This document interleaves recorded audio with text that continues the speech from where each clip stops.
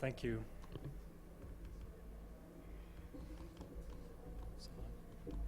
Thank you. Thank you for this opportunity to talk today. I think the previous two speakers set me up very nicely, and I'm just going to give you pearls and pitfalls of managing ocular surface tumors.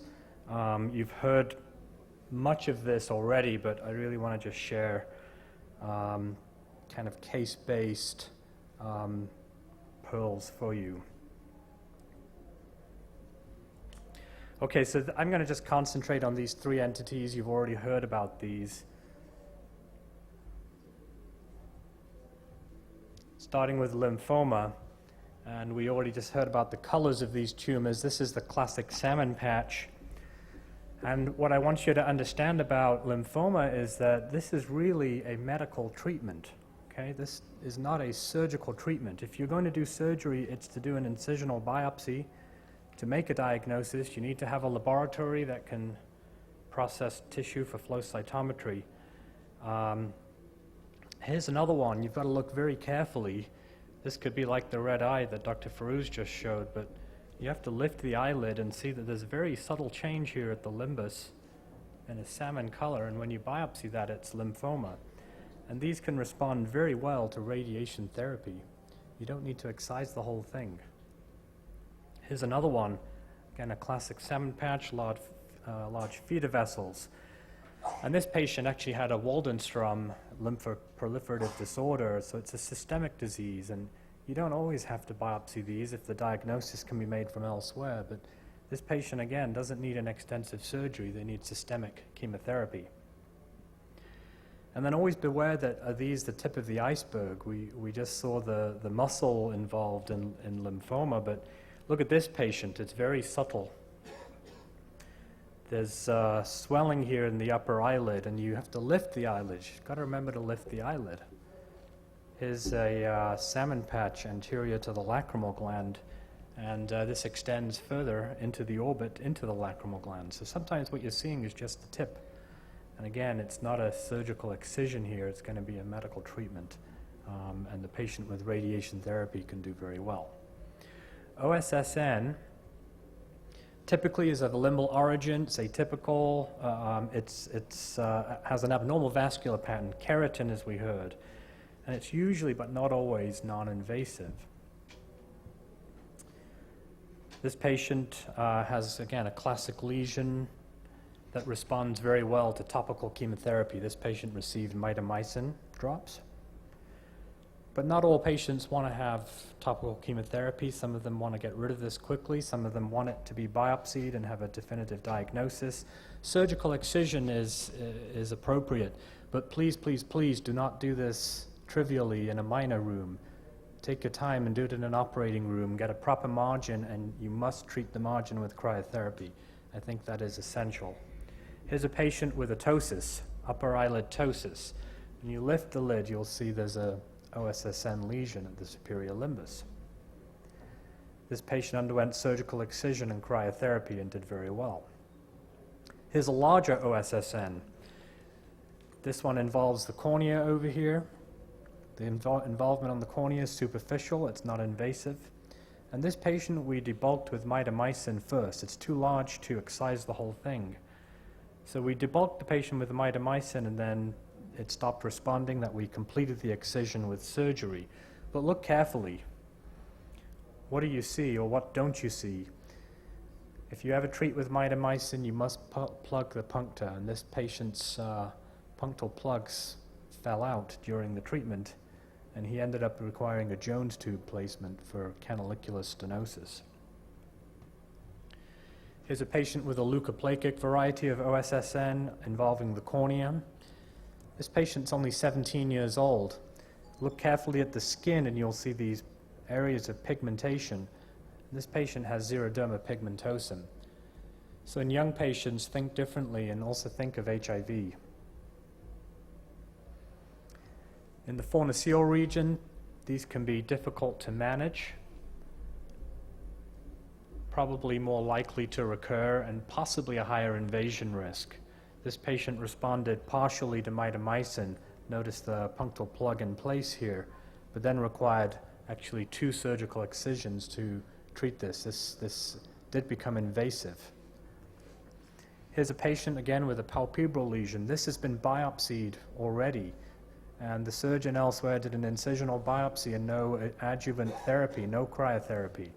By the time the patient reaches me, this is now a nodular lesion in the palpebral conjunctiva, and this turns out to be invasive squamous cells. So please, if you excise these, excise them completely and with adjuvant therapy.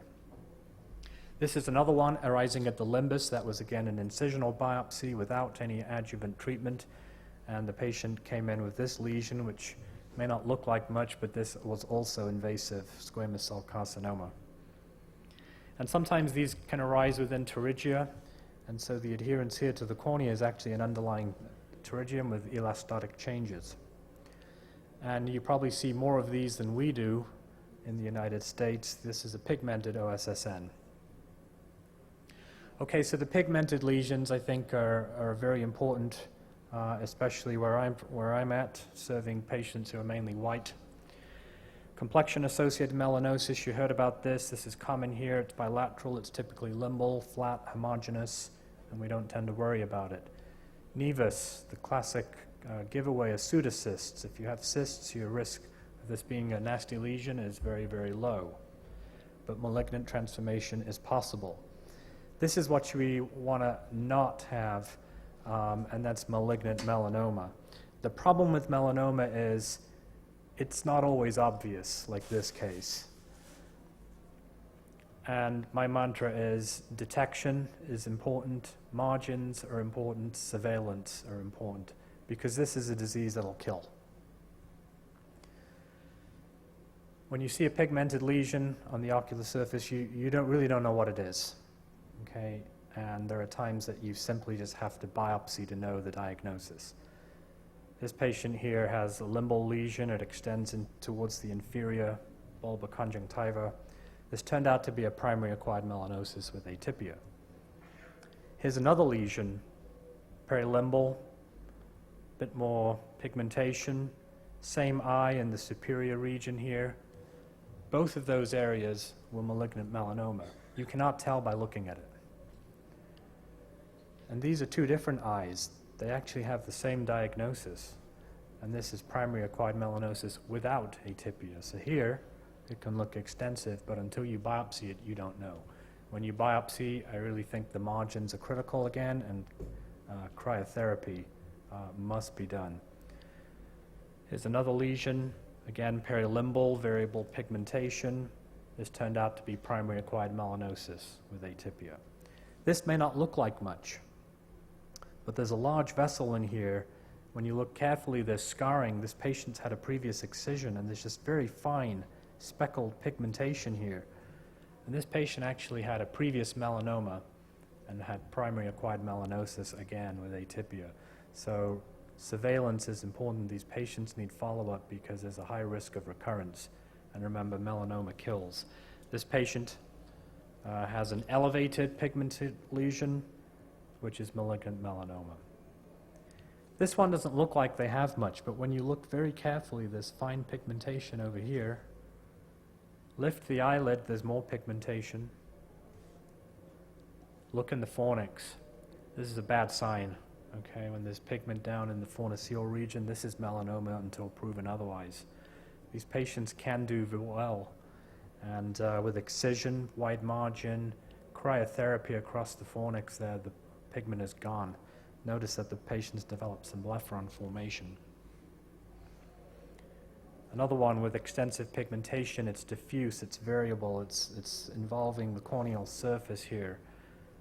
This turned out to be primary acquired melanosis with atypia, but you don't know, and if it's melanoma, you don't want to cut into it. You have to excise, and you have to treat with cryotherapy, and sometimes those excisions can be large.